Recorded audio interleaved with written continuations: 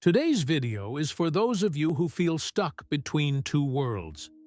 Maybe you've tried hustling day and night, sacrificing your health, your peace, even your relationships, just to get ahead. Or maybe you've gone the other way, pulling back, avoiding responsibility, telling yourself, maybe if I stop caring, I'll finally be free. And yet, neither path feels right. You're exhausted, but also empty. If that is you, please stay with me. Because today, I want to share with you the Buddha's teaching of the middle path. A way of living where you don't have to destroy yourself with extremes, but you also don't have to give up on life. Before we understand the middle path, we need to look at the Buddha's own life. He was born into extreme luxury. A prince surrounded by wealth, music, food, and every pleasure imaginable. But even with all of that comfort, he felt something was missing. His heart was restless, so he went to the other extreme. He gave up everything. He lived in the forest, starved his body, punished himself, and practiced harsh self-denial, thinking that maybe pain and sacrifice would bring freedom. But it didn't. His body grew weak, his mind grew clouded, and still he found no peace.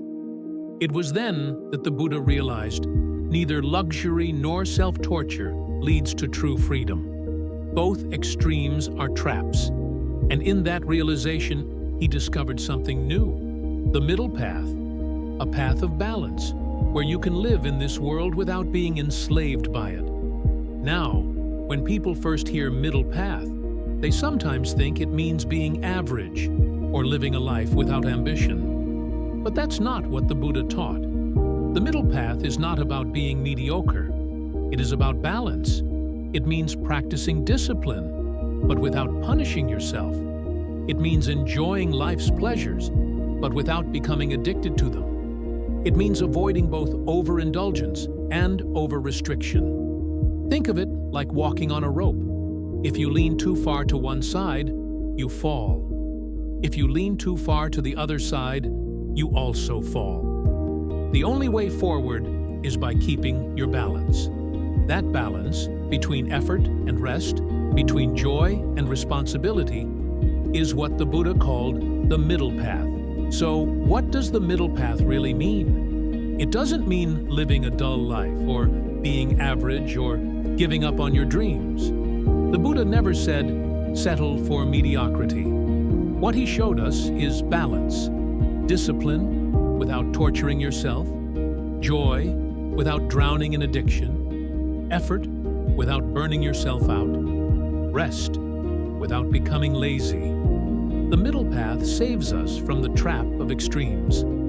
Because when you swing too far, whether it's chasing endless pleasure or punishing yourself with harsh sacrifice, you lose peace. The middle path is like tuning a string on an instrument. If it is too loose, it makes no sound. If it is too tight, it snaps. But when it is balanced, not too tight, not too loose, it plays beautiful music.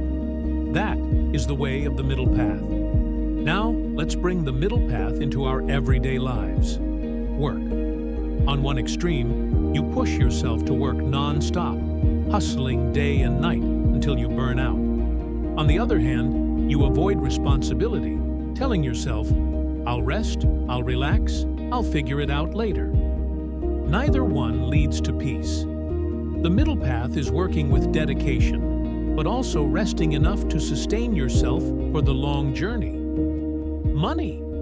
On one extreme, you obsess over wealth, making money your entire identity.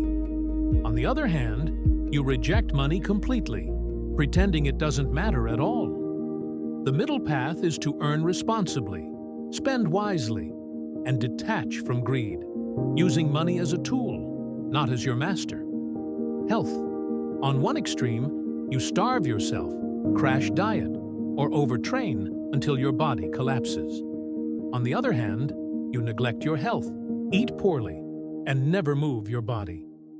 The middle path is building sustainable habits, eating well, moving daily, and caring for yourself in ways you can keep for life. Relationships. On one extreme, you cling so tightly that you suffocate the ones you love. On the other hand, you avoid intimacy, keeping walls up so no one can get close. The middle path is learning healthy attachment, being close without losing yourself, being independent without pushing others away. When you look closely, you'll see that in every area of life, the extremes create suffering. But balance brings peace.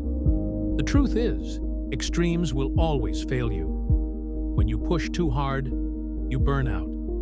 Your body collapses, your mind grows restless, and even your success feels empty. When you pull too far back, you waste time, lose opportunities, and end up with regret.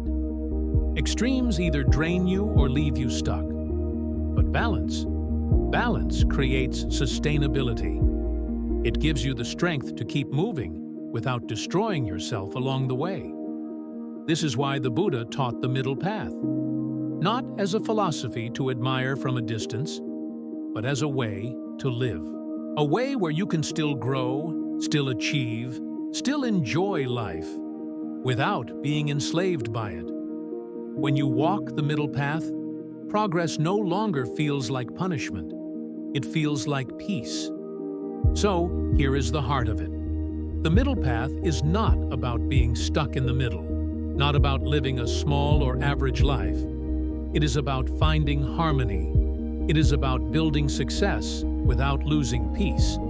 It is about enjoying life without being trapped by it. It is about moving forward, but with balance in every step. The middle path is as practical today as it was 2,500 years ago. In 2025, with all our noise, pressure, and endless demands, this teaching is more alive than ever. When you walk the middle path, life stops being a fight between two extremes. It becomes a journey of balance, and in that balance, you finally find peace. Thank you for staying with me. If this video gave you even a little clarity, please share it with someone who is caught between extremes and needs balance. Let us spread peace, not pressure. And if you want more teachings like this, subscribe and stay connected. May you be well, may you be happy, and may you be free.